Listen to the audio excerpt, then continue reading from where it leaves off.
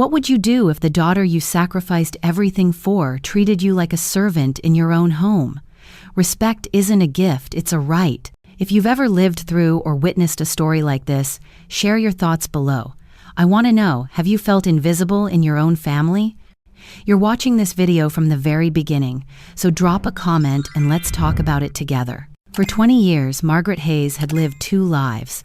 To her daughter Vanessa, she was a tired woman past her prime, good only for errands, laundry, and cooking.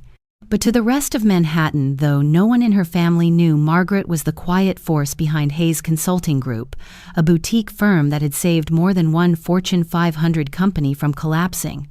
Yet inside the four beige walls of her suburban Westchester kitchen, she wasn't a CEO. She was invisible.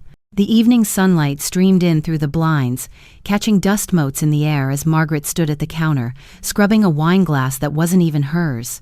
Vanessa's voice sliced through the stillness from the other room. "Mom, don't forget the flowers this time. White roses, no lilies. Lilies are depressing, and this birthday has to sparkle." Margaret clenched her jaw, her hands tightening around the glass. White roses imported, expensive, fragile, just like her daughter. Richard Cole, Vanessa's husband, chimed in with his usual arrogance.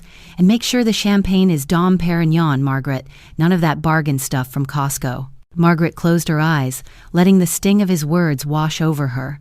She had bought Richard his first tailored suit years ago, back when he was fumbling through job interviews.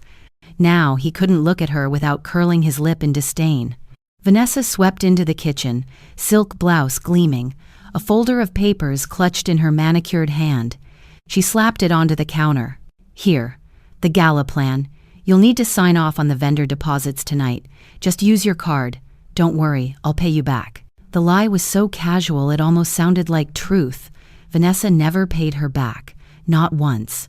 Margaret picked up the folder and flipped through it. Floral arrangements that cost more than a semester at NYU, crystal tableware, a ballroom at the Waldorf Astoria in Midtown Manhattan.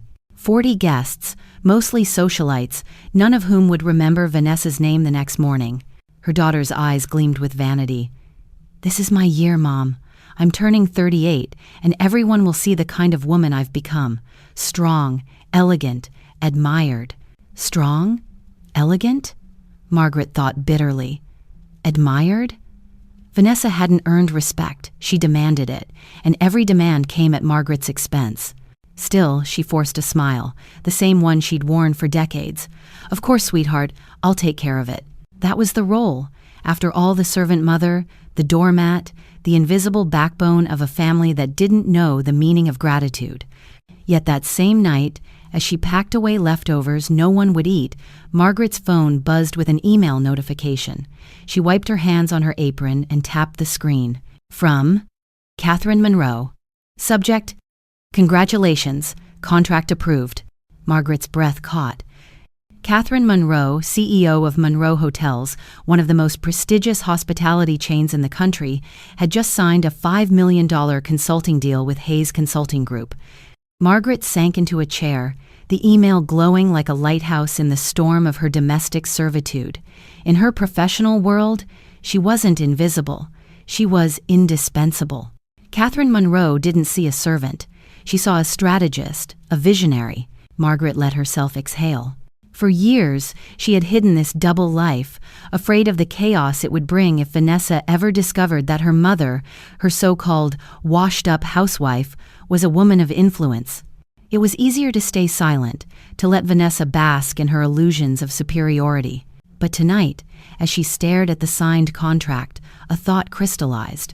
Why should she keep hiding? Why keep serving a daughter who only saw her as a maid in sensible shoes?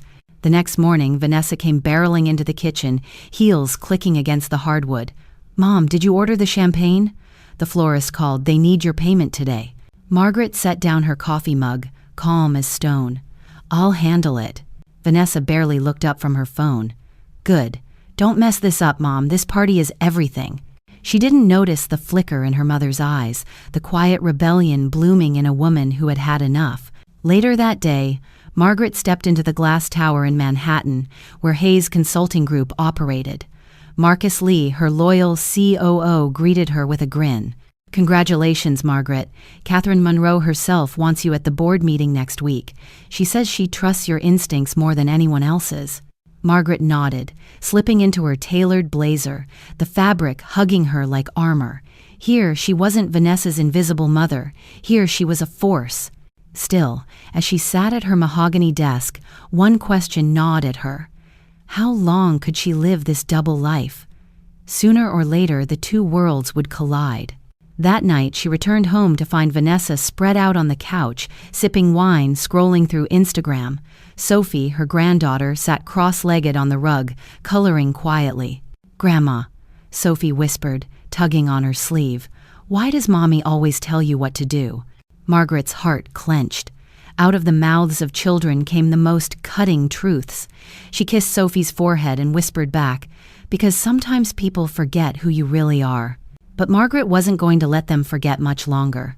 As she tucked Sophie into bed later, she heard Vanessa laughing in the living room, talking loudly on the phone. "My party will be unforgettable. Everyone will see who I really am."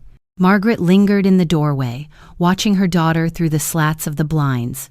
Vanessa thought the gala would cement her place in high society, but Margaret knew better.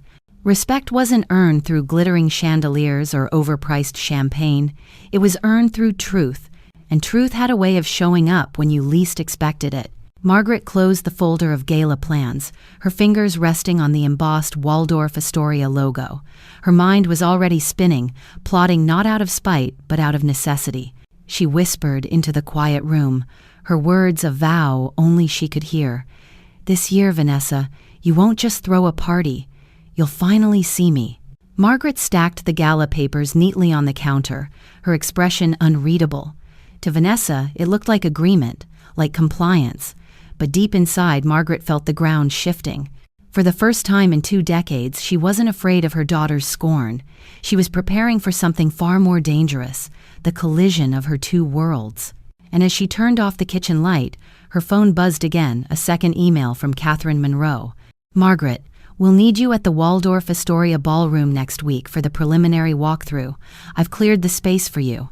The very same ballroom Vanessa had booked for her birthday gala.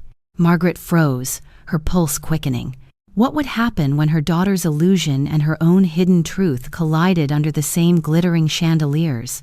Margaret Hayes's mornings were scripted like a Broadway play, rehearsed so many times she could perform them blindfolded. She woke before sunrise, padded into the kitchen, and brewed coffee so strong it could peel paint. She fried eggs, buttered toast, and left them on the counter for Vanessa and Richard, though neither ever thanked her. By 7, Richard was barking at emails. Vanessa was scrolling Instagram in a silk robe, and Sophie was slipping her little arms into a backpack too heavy for her 10-year-old shoulders. "Mom," Vanessa said between sips of her latte, "don't forget to confirm the DJ today. And the seating chart, I want to be placed in the center, obviously. People need to see me." Margaret nodded without a word. She had learned long ago that resistance only fed her daughter's theatrics. Better to nod, smile, and save her energy for battles worth fighting. By 8, the dishwasher hummed, the countertops gleamed, and Margaret was stepping out the front door in her modest cardigan and sensible flats. To her family, she was off to run errands, dry cleaning, groceries, trivial chores befitting a 62-year-old widow with nothing better to do. But once her car merged onto the Hutchinson River Parkway, Margaret's second life began. She parked in the underground garage of a glass tower on Madison Avenue, swiped her access card, and rode the elevator to the 28th floor. The transformation was instantaneous. Gone was the cardigan. Out came the navy blazer she kept in the back seat, tailored to perfection. Gone was the downcast mother. In her place stood a CEO with posture straight as a flagpole.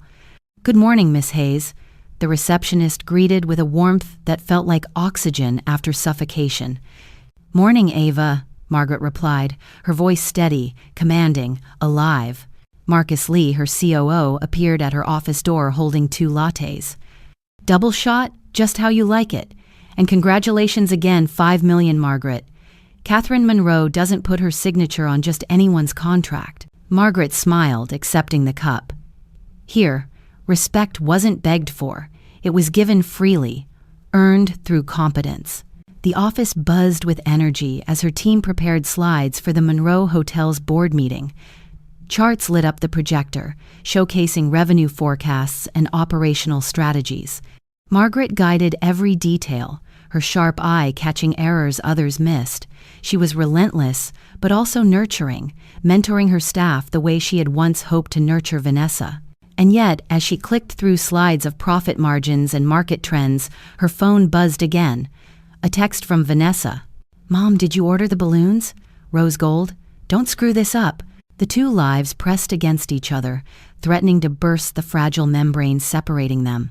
That evening, Margaret returned home to the Westchester house, where her presence was taken for granted. Richard barely looked up from his steak. Vanessa tapped furiously at her phone. "Mom," Vanessa said without glancing away from the glowing screen, "the florist needs payment by tomorrow morning. Put it on your Amex." Margaret carried her own plate to the sink, her mind miles away. She could almost hear Marcus's voice in the office, crisp and professional. "Our strategy positions Monroe Hotels to dominate the market." And then Vanessa's, shrill and entitled, "Put it on your card." Mom. It was like living inside two mirrors, one reflecting strength, the other reflecting servitude.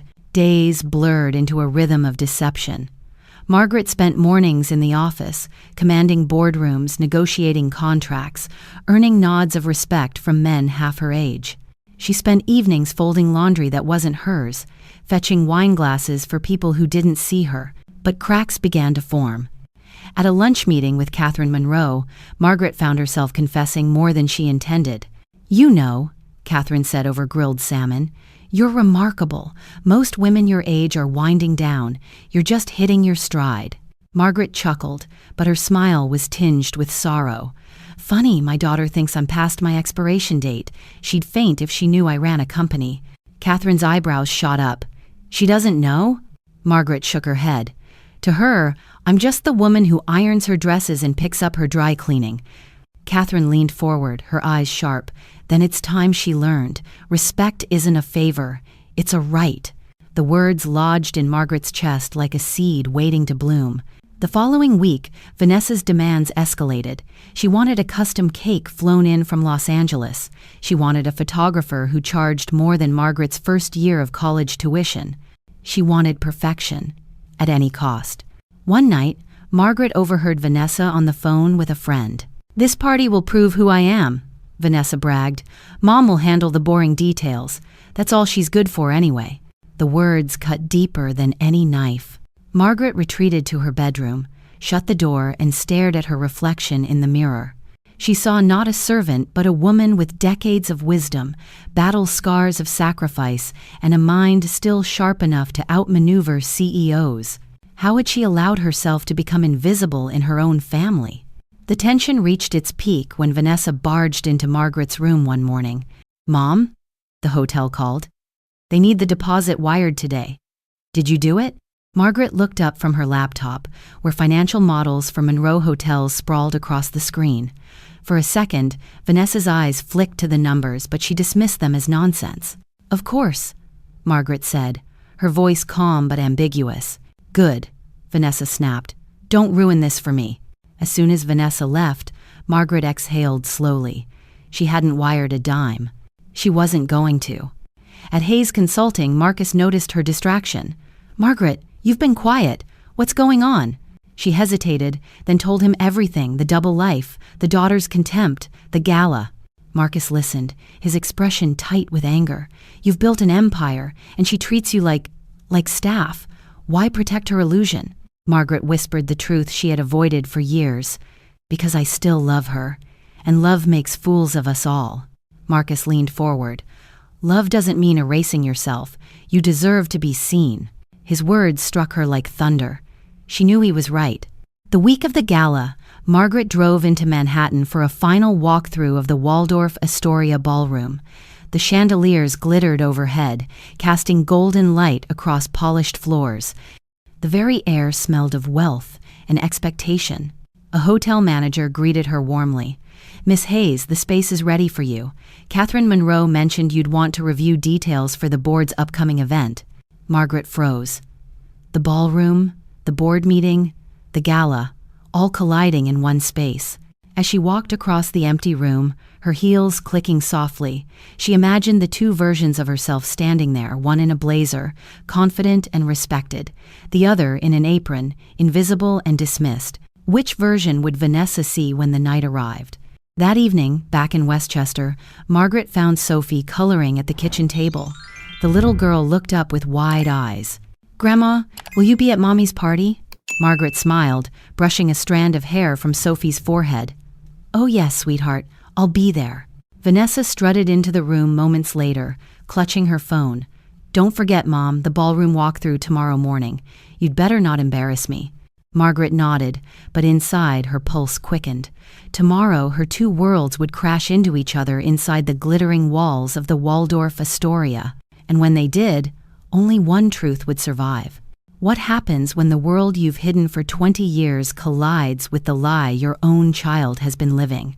Margaret Hayes was about to find out. The ballroom at the Waldorf Astoria, her battlefield, her mirror was waiting. Morning sunlight spilled through the revolving doors of the Waldorf, sharp as truth. Margaret stepped into the lobby, her navy blazer crisp, her briefcase steady at her side. Each click of her heels across polished marble whispered resolve. The hotel manager approached with a clipboard tucked against his chest. "Good morning, Miss Hayes. The ballroom is cleared, just as you requested." Miss Hayes. The sound of it carried respect, not obligation. For once, her name was free of the invisible chains her daughter had wrapped around it.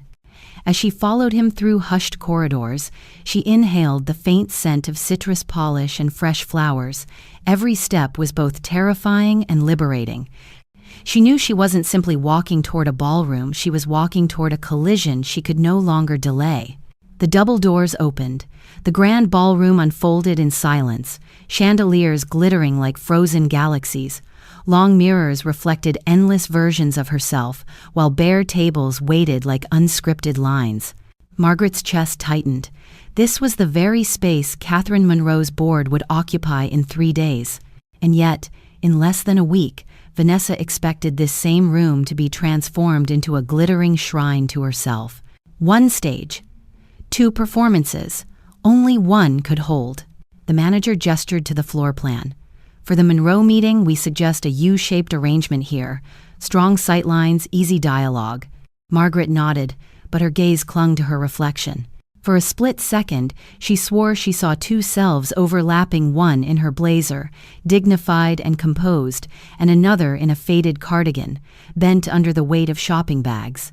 She touched the cool glass of a table as if testing which version of herself was real. The illusion shattered at the sound of stilettos. Vanessa swept into the ballroom, silk blouse gleaming, her chin tilted at an angle she'd practiced since childhood. Richard followed, eyes glued to his phone, thumbs tapping like a man too important for the room.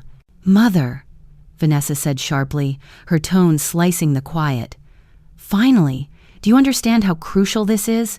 Everything has to be flawless." Richard glanced up, smirking. "Don't let her screw it up, Vanessa. People notice when things are cheap." The hotel manager shifted uneasily, his professionalism strained. Vanessa turned to him, voice dripping entitlement. "The champagne order you confirmed the magnums of Dom Perignon?" The manager hesitated. "We haven't received a deposit, ma'am." Vanessa's eyes narrowed, snapping to Margaret. "Mother, tell me you handled it." Margaret's pulse slowed. She looked straight at her daughter and said evenly, "No, Vanessa, I haven't." The silence that followed was louder than applause.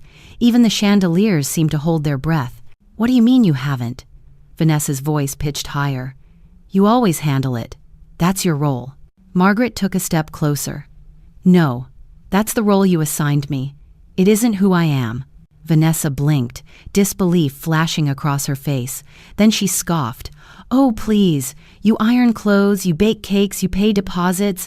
Don't act like you're suddenly someone important." Richard chuckled. Cruel and careless.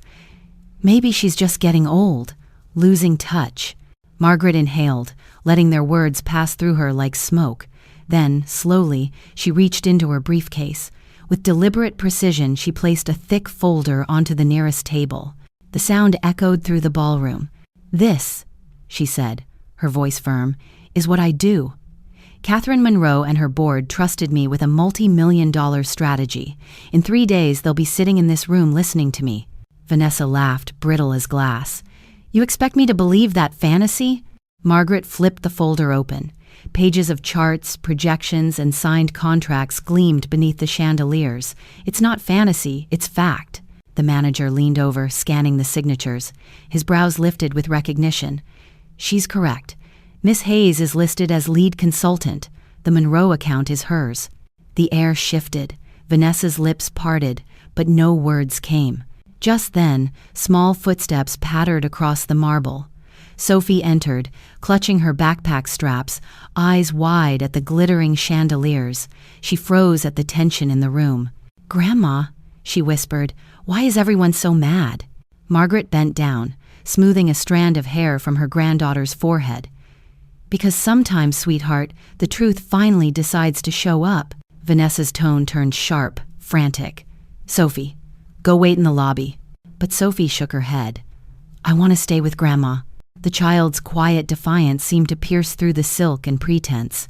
For a fleeting second, Margaret saw fear flicker across her daughter's face, not fear of her mother, but fear of being seen for who she really was. Richard broke the silence with his sneer. "So what? You've got a desk job downtown? Big deal. This party is Vanessa's stage, not yours." Margaret straightened, her voice clear and unwavering.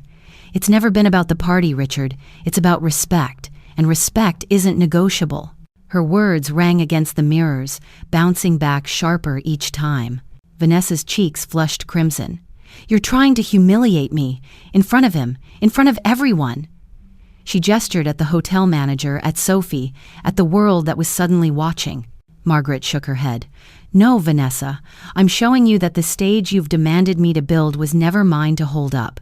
The question is, what will you do when it collapses?" The manager, caught in the tension, murmured, "I'll give you privacy." He slipped away, leaving only mother, daughter, granddaughter, and the weight of unspoken years. Vanessa's voice cracked. "You wouldn't let me fail. You can't. You're my mother." Margaret met her gaze, unflinching. "I already have let you fail, and I'm still standing." Vanessa staggered back, her composure unraveling. Richard muttered curses and stormed toward the exit, phone pressed to his ear, already spinning excuses. Sophie clung tighter to her grandmother's arm. "Grandma, are you really okay?" Margaret kissed her forehead softly. "For the first time in a very long time, sweetheart, I am." Margaret closed the folder, slid it back into her briefcase, and stood tall under the chandeliers. Vanessa's voice wavered, stripped of armor. "So, what happens now?" Margaret paused at the double doors, Sophie's small hand in hers. She glanced back, her eyes steady. "In 3 days, Vanessa, you'll see exactly who I am. The real question is, will you be ready to face who you are?" The doors swung open. She stepped into the hallway, leaving Vanessa trembling in the mirrored room, alone with the question. Scandals don't need fire to burn. All it takes is one careless whisper, a photo shared at the wrong moment, or a desperate lie told to the right ear. By sunrise, Margaret Hayes discovered that the whispers swirling around her daughter's failed gala had already turned into a wildfire. The spark. She sat at the kitchen table in Westchester, coffee steaming in her favorite chipped mug. The phone buzzed non-stop notifications, headlines, texts. Margaret scrolled with a steady hand, though her chest felt tight. Empty ballroom, cold pizza, the socialite birthday gone wrong. The photo was merciless. Silver platters stacked with greasy cardboard boxes beneath glittering chandeliers. The caption was worse, "When vanity parties meet poor planning." Margaret sipped her coffee slowly, tasting bitterness that wasn't just caffeine. The silence cracked with heels pounding across hardwood. Vanessa stormed in, mascara smudged, hair still perfect. Her phone shook in her hand. "Mother, do you see this? You've ruined me. Do you know what this does to my reputation?" Richard followed, jaw tight, phone glued to his ear. "We should sue the hotel, or better sue her." He jabbed a finger at Margaret. Margaret set her mug down carefully.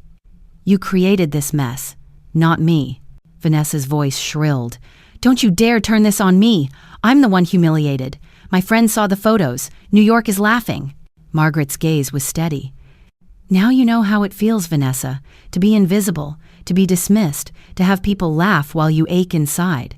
Her daughter blinked, momentarily thrown off. The backlash. By midday, the scandal snowballed. Talk shows mocked the pizza gala. Morning radio DJs joked about ordering a slice at the Waldorf. Social media birthed hashtags number slice of humility, number ballroom box set, number Vanessa unplugged. Neighbors whispered across hedges. Grocery clerks stared too long. Margaret's phone pinged with messages from distant cousins she hadn't heard from in years. Even Sophie wasn't spared. She came home with furrowed brows. Grandma, kids at school said Mommy's party was on TikTok. They laughed. Margaret hugged her granddaughter tightly. The girl's small body trembled with secondhand shame. "You're not responsible for this, sweetheart. Adults sometimes make their own messes," Sophie whispered. "But why do they make you clean it up?" The words landed like an arrow. Margaret stroked her hair, unable to answer. Vanessa's counterattack. That evening, Vanessa reappeared in the living room with an announcement. "I've scheduled an interview tomorrow. Live. I'll set the record straight." Margaret arched a brow. Straight or skewed? Vanessa ignored the jab. "People need to know I'm not incompetent. They need to know whose fault this really island." Richard added, "Spin it right and we recover. Spin it wrong and you're done." The next morning, Margaret sat on the edge of her bed, laptop open. On screen, Vanessa glowed beneath studio lights, dressed in her finest emerald dress. She leaned forward, voice cracking just enough to sound authentic. "My mother. She's not well," Vanessa told the host. "She forgets things, gets confused. I never wanted to burden her, but I trusted her with details she simply couldn't manage. This fiasco, it breaks my heart, but it wasn't me. It was her decline." Richard nodded beside her, solemn as a mourner. "We've tried to protect her, but she insisted. It's been difficult to watch." Margaret's hands clenched. She expected blame, but to hear her daughter twist age into weakness, to turn her into a public spectacle of decline that cut deepest of all. The counterpoint. Minutes later, the phone rang. Marcus's voice thundered through. "Margaret, she's painting you as senile. If people believe her, the Monroe board might back away." Margaret stared at the screen, heart aching. "She's my daughter, Marcus. Fighting her in public, what will that do?" Marcus's tone softened, but urgency lingered. "This isn't just family anymore. This is business, your life's work. If she discredits you, you lose everything you've built."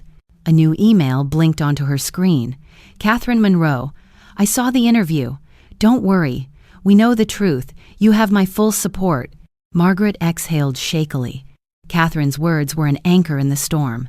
Sophie's question. That night, while tucking Sophie in, the little girl clutched her stuffed rabbit. "Grandma, why did Mommy say those things about you on TV? You're not confused. You're the smartest person I know." Margaret brushed the child's cheek. "Sometimes, sweetheart, people are so afraid of their own reflection that they try to break the mirror." Sophie frowned. "But mirrors don't lie." Margaret kissed her forehead. "No, they don't.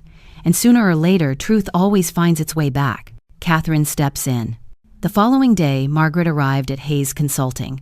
Cameras lined the sidewalk. Reporters shouted, "Is it true you forgot the hotel deposit? Are you stepping down?" She didn't break stride, head high, blazer crisp. Inside, Marcus handed her a tablet. "Watch." It was a live feed. Catherine Monroe, regal in her navy suit, sat before the cameras. "I know Margaret Hayes personally," Catherine declared. "She is one of the sharpest minds I've worked with in decades. This fiasco at a birthday party? That's not her story. That's someone else's illusion.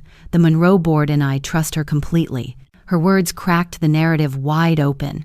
Commentators began to pivot. Online, sympathy poured toward Margaret, ridicule redirected at Vanessa. The turning tide. By evening, Vanessa's calls came frantic, her voice oscillating between rage and desperation. "Mother, you have to help me. Catherine's making me look like a liar. People are tearing me apart. You don't want your daughter destroyed, do you?" Margaret listened quietly, tears burning her eyes. Part of her still longed to shelter her daughter, but another part, the one that had been trampled for years, spoke louder now. "You destroyed yourself, Vanessa. I won't carry it any more." She ended the call before her daughter could respond. Her hand trembled, but her spirit stood taller. Resolution, transition. That night, Margaret stood at her office window, city lights burning like embers below. For years, she had dreamed of being seen. Now she was, and the price was her daughter's unraveling. Her phone buzzed again. A message from Catherine. The board meeting is confirmed for tomorrow at the Waldorf. Be ready. One more thing, rumor is Vanessa might try to attend. Brace yourself. Margaret's chest tightened. Her daughter, desperate and cornered, stepping into the very ballroom where truth and illusion were set to collide. She pressed her hand against the glass, staring out at the Manhattan skyline. The question roared louder than the traffic below. When the board convened and Vanessa walked through those doors, what would survive the truth or the lie? Scandals don't need fire to burn. All it takes is one careless whisper, a photo shared at the wrong moment, or a desperate lie told to the right ear. By sunrise, Margaret Hayes discovered that the whispers swirling around her daughter's failed gala had already turned into a wildfire. She sat at the kitchen table in Westchester, coffee steaming in her favorite chipped mug. The phone buzzed, non-stop notifications, headlines, texts. Margaret scrolled with a steady hand, though her chest felt tight. Empty ballroom, cold pizza, the socialite birthday gone wrong. The photo was merciless. Silver platters stacked with greasy cardboard boxes beneath glittering chandeliers. The caption was worse: when vanity parties meet poor planning. Margaret sipped her coffee slowly, tasting bitterness that wasn't just caffeine. The silence cracked with heels pounding across hardwood. Vanessa stormed in, mascara smudged, hair still perfect. Her phone shook in her hand. "Mother, do you see this? You've ruined me. Do you know what this does to my reputation?" Richard followed, jaw tight, phone glued to his ear. "We should sue the hotel, or better sue her." He jabbed a finger at Margaret. Margaret set her mug down carefully. "You created this mess, not me." Vanessa's voice shrilled. "Don't you dare turn this on me. I'm the one humiliated. My friends saw the photos. New York is laughing." Margaret's gaze was steady. "Now you know how it feels, Vanessa, to be invisible, to be dismissed, to have people laugh while you ache inside." Her daughter blinked, momentarily thrown off. By midday, the scandal snowballed. Talk shows mocked the pizza gala. Morning radio DJs joked about ordering a slice at the Waldorf. Social media birthed hashtags number slice of humility, number ballroom box set, number Vanessa unplugged. Neighbors whispered across hedges. Grocery clerks stared too long. Margaret's phone pinged with messages from distant cousins she hadn't heard from in years. Even Sophie wasn't spared. She came home with furrowed brows. "Grandma," kids at school said Mommy's party was on TikTok. They laughed. Margaret hugged her granddaughter tightly. The girl's small body trembled with secondhand shame. "You're not responsible for this, sweetheart. Adults sometimes make their own messes." "It's a pain on the down," Sophie whispered, "but why do they make you clean it up?" The words landed like an arrow. Margaret stroked her hair, unable to answer. That evening, Vanessa reappeared in the living room with an announcement. "I've scheduled an interview tomorrow. Live. I'll set the record straight." Margaret arched a brow. "Straight or skewed?" Vanessa ignored the jab. "People need to know I'm not incompetent. They need to know whose fault this really island." Richard added, "Spin it right, and we recover. Spin it wrong, and you're done." The next morning, Margaret sat on the edge of her bed, laptop open. On screen, Vanessa glowed beneath studio lights, dressed in her finest emerald dress. She leaned forward, voice cracking just enough to sound authentic. "My mother, she's not well," Vanessa told the host. "She forgets things, gets confused. I never wanted to burden her, but I trusted her with details she simply couldn't manage. This fiasco, it breaks my heart, but it wasn't me. It was her decline." Richard nodded beside her, solemn as a mourner. "We've tried to protect her, but she insisted. It's been difficult to watch." Margaret's hands clenched.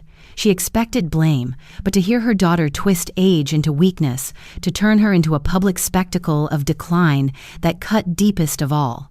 Minutes later, the phone rang. Marcus's voice thundered through. "Margaret, she's painting you as senile. If people believe her, the Monroe board might back away." This plan Oniva's day. Margaret stared at the screen, heart aching. She's my daughter, Marcus. Fighting her in public, what will that do? Marcus's tone softened, but urgency lingered. This isn't just family anymore. This is business, your life's work. If she discredits you, you lose everything you've built.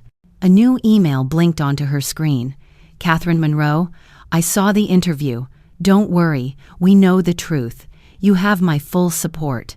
Margaret exhaled shakily. Catherine's words were an anchor in the storm. That night, while tucking Sophie in, the little girl clutched her stuffed rabbit. Grandma, why did Mommy say those things about you on TV? You're not confused. You're the smartest person I know. Margaret brushed the child's cheek. Sometimes, sweetheart, people are so afraid of their own reflection that they try to break the mirror. Sophie frowned. But mirrors don't lie. Margaret kissed her forehead. No, they don't. And sooner or later, truth always finds its way back. The following day, Margaret arrived at Hayes Consulting.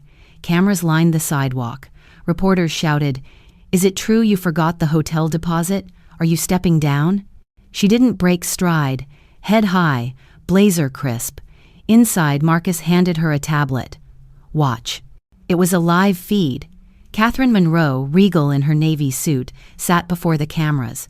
I know Margaret Hayes personally, Catherine declared. She is one of the sharpest minds I've worked with in decades. This fiasco at a birthday party, that's not her story. That's someone else's illusion. The Monroe board and I trust her completely. Her words cracked the narrative wide open. Commentators began to pivot. Online, sympathy poured toward Margaret, ridicule redirected at Vanessa.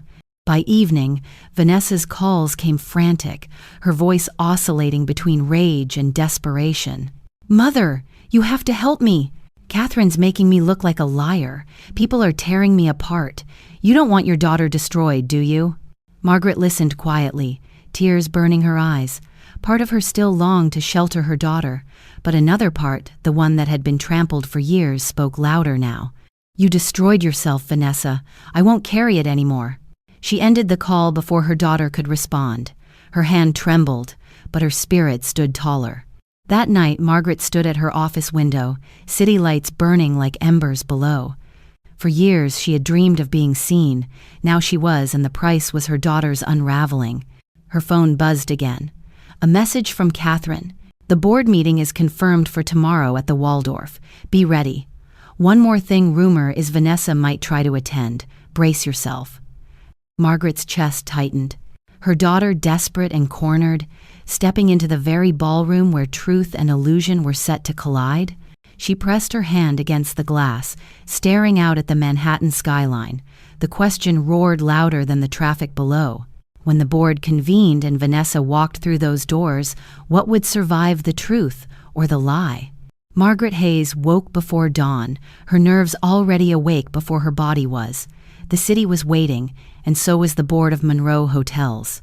She dressed slowly, choosing her navy blazer like armor, smoothing the fabric until it felt like steel on her shoulders. Outside, Manhattan pulsed alive with taxis and morning light, but inside Margaret's chest, two lives collided. The invisible mother, the respected CEO today, there could be no more division.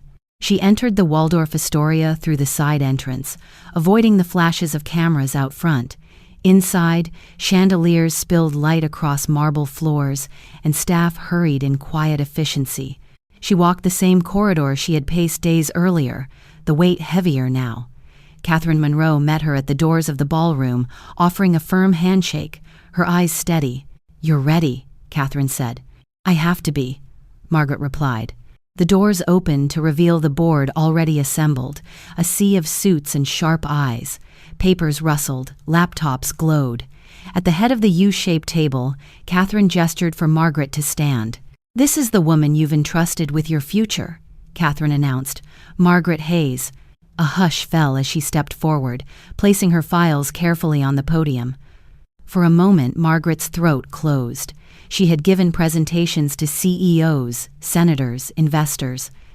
But none of those had felt like this because today, invisibility had no place to hide. She began, her voice steady, carrying across the room. She spoke of market shifts, customer loyalty, brand reinvention. She guided them through numbers and strategies like a conductor leading an orchestra. The board leaned forward, pens poised, nodding as she outlined steps that could lift Monroe Hotels into a new era. Half an hour passed in a current of confidence. Margaret could feel the tide turning, feel the weight of respect building in the air. For once, she wasn't borrowing space, she owned it. And then the doors burst open. Every head turned. Vanessa swept in, her emerald dress glinting under the chandeliers, Richard trailing with his phone in hand. Murmurs rippled across the table. Catherine stiffened, but she didn't speak. Vanessa's voice rang high. "Stop this charade. This woman, my mother, isn't who she claims to be. She is sick, confused. She ruined my event, and she's going to ruin yours." Gasps circled the room. Margaret froze, her hand resting on her notes. Sophie's face flashed in her mind, the innocent eyes that asked, "Why does Mommy say mean things?" She exhaled slowly and straightened. Margaret turned to the board, her voice calm but unyielding. "You wanted to see who I am. This is who I am, a mother who has been called invisible, a consultant who has saved corporations from collapse. Both can be true, but what cannot be true is the lie standing before you." Vanessa scoffed, her eyes blazing. "She's manipulating you, like she manipulates everyone. She forgets things, she's unstable." Margaret raised her hand gently, silencing the room with grace. "If I am unstable, then perhaps Catherine Monroe and her board should explain why they trust me with $5 million. Catherine leaned forward, her voice sharp as glass. "We don't invest in instability. We invest in excellence, and Margaret Hayes is excellence." The board murmured in agreement. Vanessa's face paled, the cracks in her mask widening. Richard tugged at her arm, whispering, but she shook him off. "No!" Vanessa cried, her voice trembling now. "Don't listen to her. I'm the victim here. My own mother sabotaged me." Margaret stepped closer, her voice soft but slicing through the air. "Vanessa, I didn't sabotage you. You sabotaged yourself with arrogance, with illusions, with cruelty you thought no one would notice. But today, everyone notices." The silence was thick, broken only by the faint hum of the chandelier lights. A board member coughed, then spoke. "Mrs. Hayes, your strategy is brilliant. I see no reason to doubt your competence." Another added, "If anything, your composure in the face of such a disruption only proves your leadership." Vanessa's mouth opened, but no words came. Richard muttered something about lawyers and stalked out of the room. The slam of the door echoed like a verdict. Margaret inhaled deeply, steadying herself. She turned back to the table and finished her presentation, her voice stronger than before. When she concluded, Catherine rose and led the applause. The sound filled the ballroom, sharp and undeniable, respect finally without conditions. As the board filed out, Catherine clasped Margaret's hand. "You've won today. Don't let her steal that from you." Margaret nodded, though her heart ached. Winning felt heavy when it meant watching your own child unravel in front of strangers. Later, in the quiet of the empty ballroom, Margaret gathered her notes. She thought she was alone until she heard soft sobs behind the curtain. Vanessa sat slumped on the floor, mascara streaking down her cheeks. She looked smaller than Margaret had ever seen her, like the little girl who once clutched her mother's hand on the first day of school. "Why did you do this?" Vanessa whispered. "Why couldn't you just keep being less?" Margaret's throat tightened. She crouched, but not too close. "Because, Vanessa, being less was killing me, and you need to understand that before it kills you too." Vanessa buried her face in her hands, shoulders shaking. For the first time in years, Margaret felt something stir. Was it pity, or grief, or the faintest thread of hope? She didn't know. She stood slowly, leaving her daughter behind, her heels clicking against marble. The sound echoed like punctuation to a chapter not yet finished. Outside, Marcus waited. His face softened when he saw her. "They're calling you a force, Margaret." Monroe's stock jumped 2 points already. She smiled faintly, exhaustion pulling at her bones. "It doesn't feel like victory." "Sometimes victory looks like survival," Marcus replied. Margaret looked back at the ballroom doors. Vanessa was still inside, broken but not gone. The storm wasn't over. That night, in her Westchester home, Margaret tucked Sophie into bed. The little girl asked softly, "Grandma, are you and Mommy friends again?" Margaret kissed her cheek, her voice catching. "We're still family, sweetheart. Family is complicated." She turned off the light, her chest heavy. Downstairs, her phone buzzed. A new message lit the screen. "Miss Hayes, tomorrow the press wants a statement. They'll ask about your daughter. They'll ask whether you'll stand by her or stand apart." Margaret stared at the glow of the phone, her pulse quickening. Tomorrow the world would demand an answer, and whichever choice she made could save her daughter or end her forever. What should she say? Margaret Hayes barely slept. Long after Sophie had gone to bed, she lay awake staring at the faint shadows crawling across the ceiling, the hum of the refrigerator downstairs marking time. Her phone blinked on the nightstand with messages piling up, each notification like a tap on her conscience. When dawn finally broke, she was exhausted but alert, the kind of sharpness that came only when you knew the day ahead could alter everything. By 7 o'clock, she was already dressed in her blazer, the one that fit like armor, her hair pinned back with precision. The news played faintly on the television in the kitchen as she sipped her coffee. Her face, her words from yesterday's press conference filled the screen. "Love without respect is not love at all." The line was already being quoted, dissected, plastered across headlines. She switched off the TV. She didn't need commentators twisting her words. What mattered was what she said, what she meant. She had chosen honesty, but honesty always came with a price. The office was crawling with reporters when she arrived. Cameras swiveled, microphones thrust toward her. "Miss Hayes, do you forgive your daughter? Are you cutting her out of your life? Do you stand by Catherine Monroe's statement?" She kept walking, eyes forward, jaw firm, until she slipped inside the side door. In the conference room, Marcus and Catherine were waiting. Catherine's expression was calm, but her gaze sharp. "You did well yesterday, but the storm isn't over. Vanessa is speaking again, this time to a rival hotel group. She's telling them Hayes Consulting isn't yours at all." Margaret froze, her hand tightening on the back of a chair. "Not mine? She's saying what?" Marcus slid a tablet across the table. "She's hinting that you're just a figurehead, that the real work is done by others, that you built your name on smoke and mirrors. No details yet, but enough to plant doubt." Margaret felt heat rise in her chest. She knows better. She knows every late night, every plan, every sacrifice. Why would she? She cut herself off. She already knew the answer. Desperation. Vanessa was drowning, and drowning people clawed at anyone near them, even those trying to save them. Catherine spoke more gently. "The board still trusts you, but business is about perception. If this lie gains traction, it could erode confidence." Margaret sat heavily, staring at the polished wood of the table, her own daughter, feeding the world poison just to watch her choke. The press demanded a new statement by noon. Marcus prepared drafts, but Margaret pushed them aside. "If I read someone else's words, they'll smell the script. I have to speak my own truth." At noon, she faced the press again. The ballroom was packed, cameras buzzing like hornets. She walked to the podium, the lights hot on her face, and steadied her breath. "I've heard the rumors," she began, "that I am a figurehead, that I did not build the company I lead. Let me be clear. I built Hayes Consulting from my kitchen table after my husband died. I built it while raising a daughter who rarely saw the sacrifice. I built it in the hours when the rest of the world slept, and I will not let anyone rewrite that history, not even my own family." Her voice grew stronger as she continued.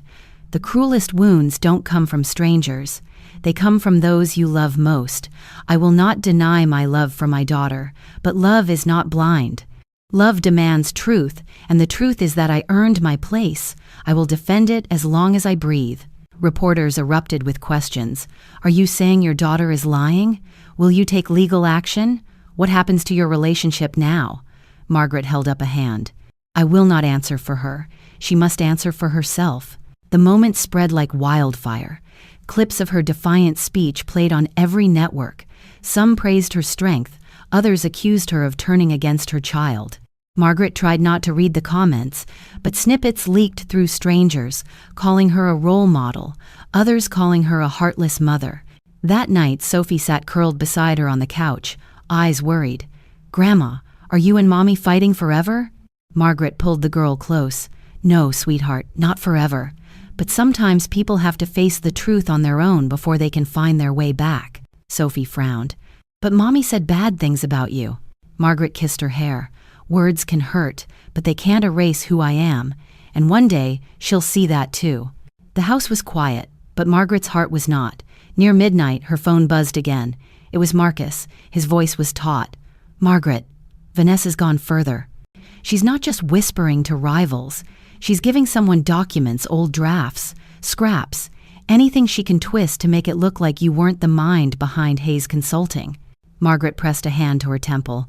There's nothing real there. She knows that. Marcus exhaled. Truth isn't the point anymore. She wants to see you fall, and some people would rather believe a scandal than a lifetime of work. After the call, Margaret sat in the darkened living room, the only light coming from the street lamp outside. She stared at the framed photo on the mantel, Vanessa at 10 years old, smiling, leaning against her mother's side with pride. The girl in that photo felt like a stranger now. Her mind churned.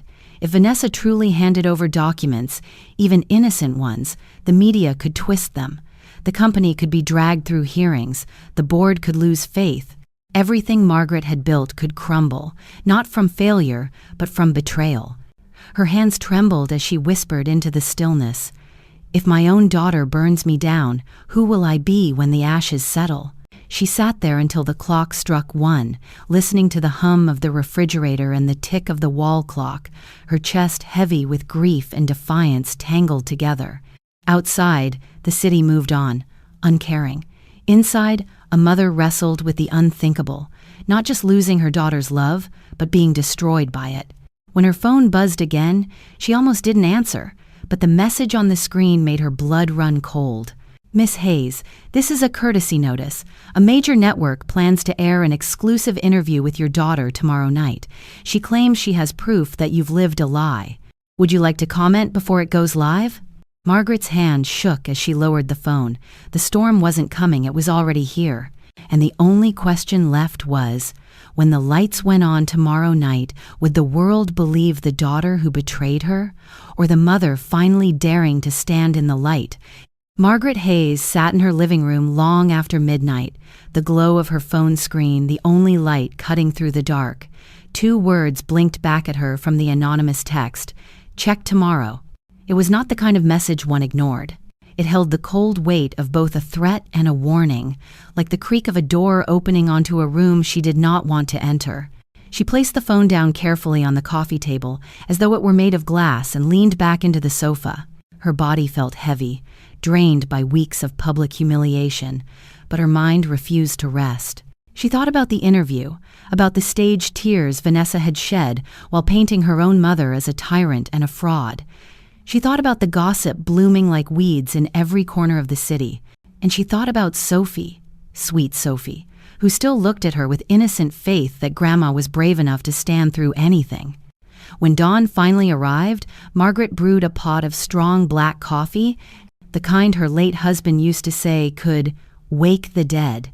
She stood by the window as the street outside came alive, neighbors walking their dogs, joggers pounding the pavement, delivery trucks rattling past. She noticed how people glanced at her house differently now. Some slowed their steps, whispering as though her bricks carried scandal in their mortar. Others pretended not to look at all. Respect and disgrace traveled on the same road, she realized. It just depended which headline was louder.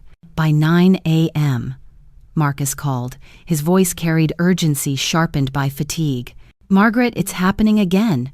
She leaked documents, this time old memos, scribbled notes, drafts you tossed years ago.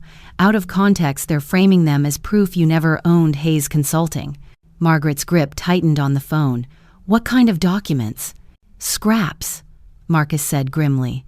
Budgets that didn't add up, forecasts that never came true, notes you wrote at 2 a.m. after 3 days without sleep. Things any human being would have in their files. To you, their history. To the networks, their blood. Margaret sat heavily at the kitchen table, staring at the faint rings left by coffee cups over the years. She wants to erase me, she whispered. Or burn everything down, Marcus muttered. Either way, she's putting herself at risk too. This is sabotage, plain and simple. By noon, the networks were buzzing like hornets.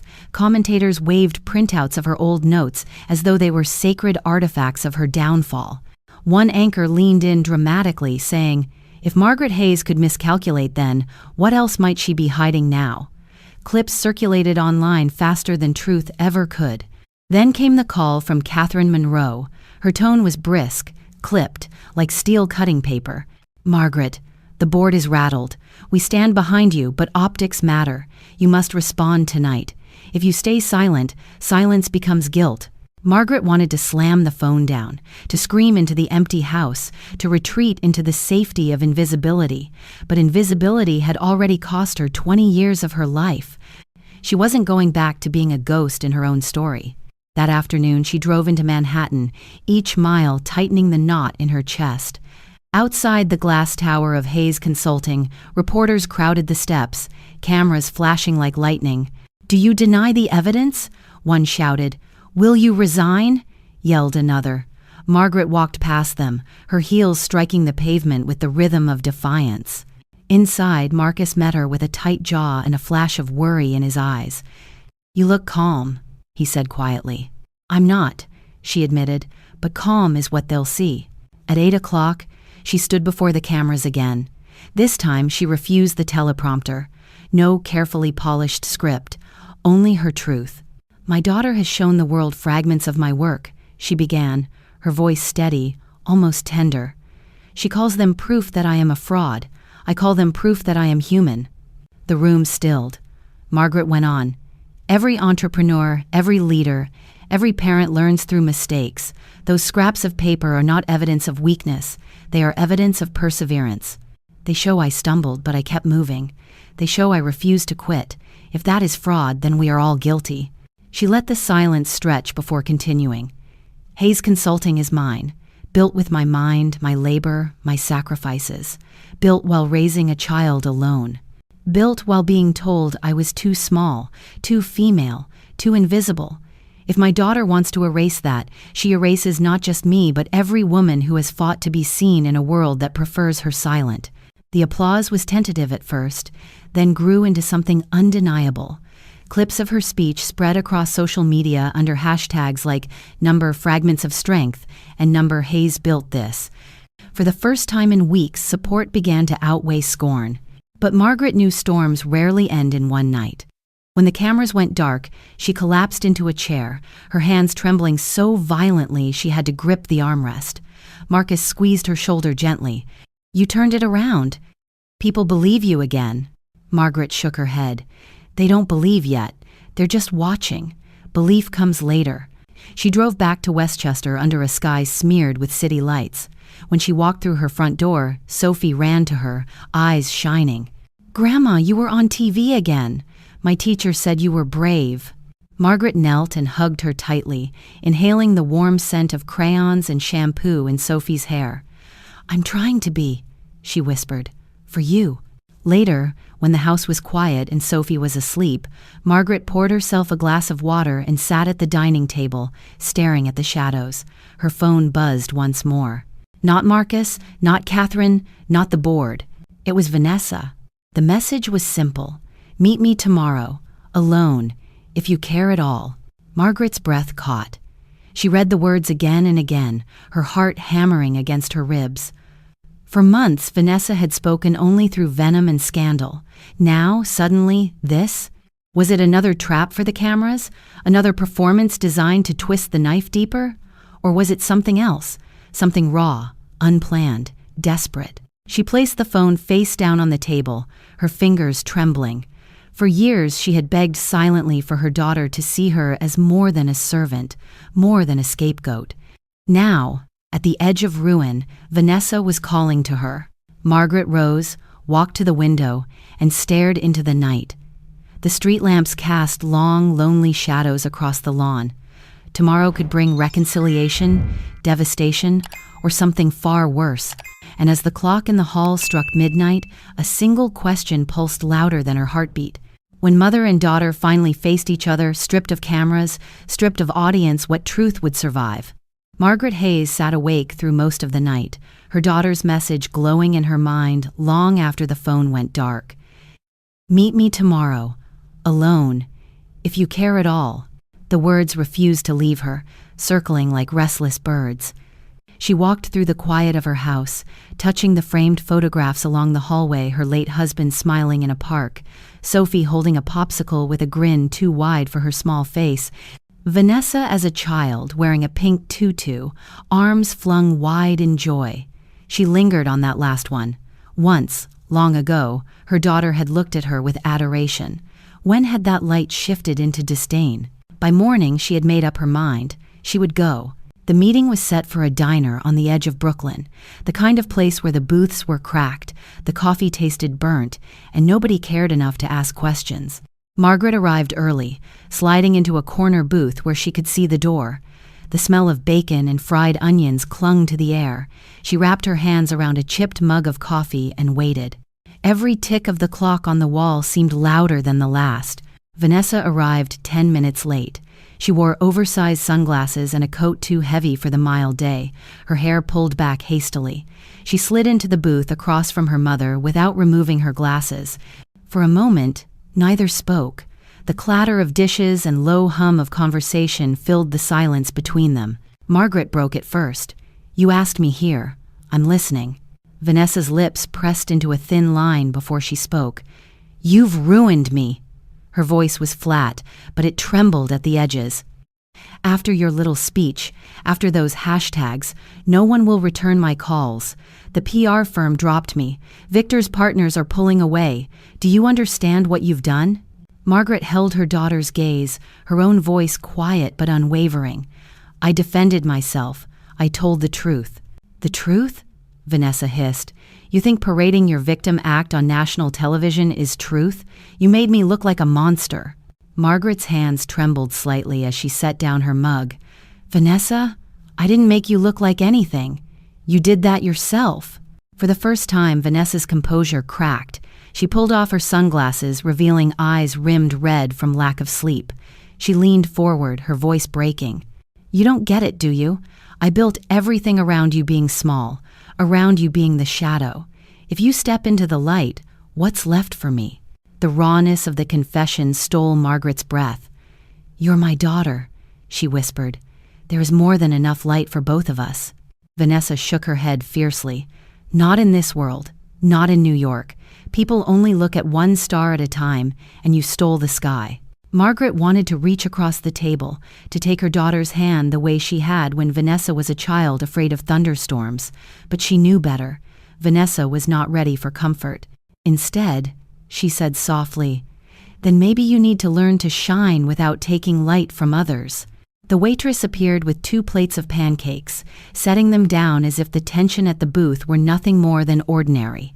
Neither woman touched the food. Vanessa exhaled shakily, her voice softening. "You'll never forgive me, will you?" Margaret studied her daughter's face, the sharp angles softened by exhaustion. "Forgiveness isn't the question," she said at last. "The question is whether you can forgive yourself." For the first time in years, silence between them did not feel like a wall, but like a fragile bridge. Vanessa looked away, blinking back tears. Margaret's chest ached with something close to hope. But hope, like glass, is easily shattered. That afternoon, the news broke of an official investigation into Victor's firm. Reports of financial misconduct, misused client funds, whispers of fraud. Margaret hadn't moved a finger, but the timing was merciless. Victor stormed out of his office, cameras catching every second, shouting about conspiracies and betrayal. The scandal tied him tighter to Vanessa, and by evening her name was trending again for all the wrong reasons. Margaret watched the coverage from her living room, Sophie coloring quietly at the coffee table.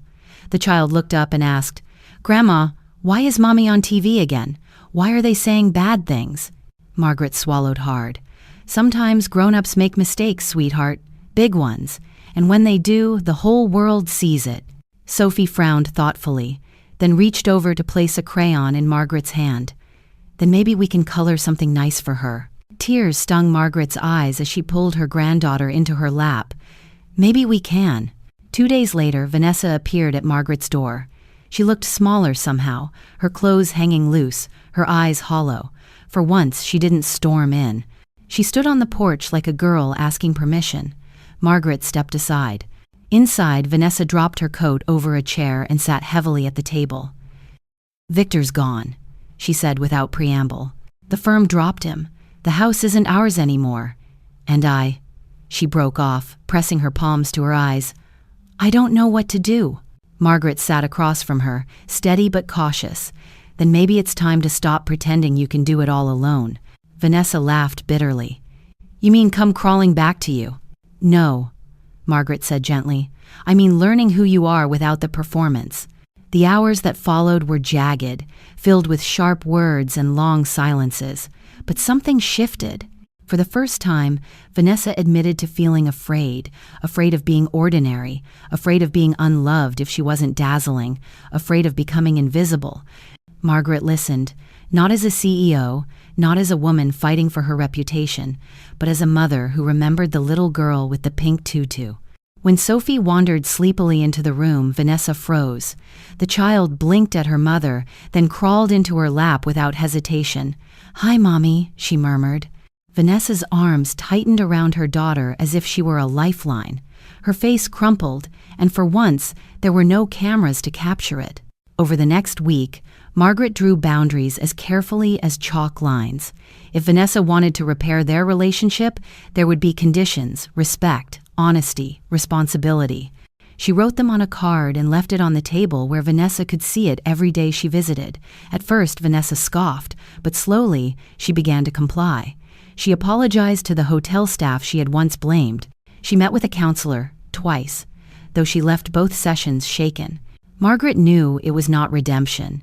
It was only the beginning of a long road, but beginnings mattered. On a quiet Sunday, Margaret hosted a dinner at her home. Marcus and Catherine joined, along with a few colleagues who had stood by her through the storm. Vanessa sat at the table too, subdued, listening more than she spoke. Sophie beamed between them, proud of the family gathered around her. For once there was no spectacle, no performance. Only food, laughter, and the fragile sense that perhaps healing was possible. When the guests had gone and the dishes were stacked in the sink, Margaret walked Vanessa to the door.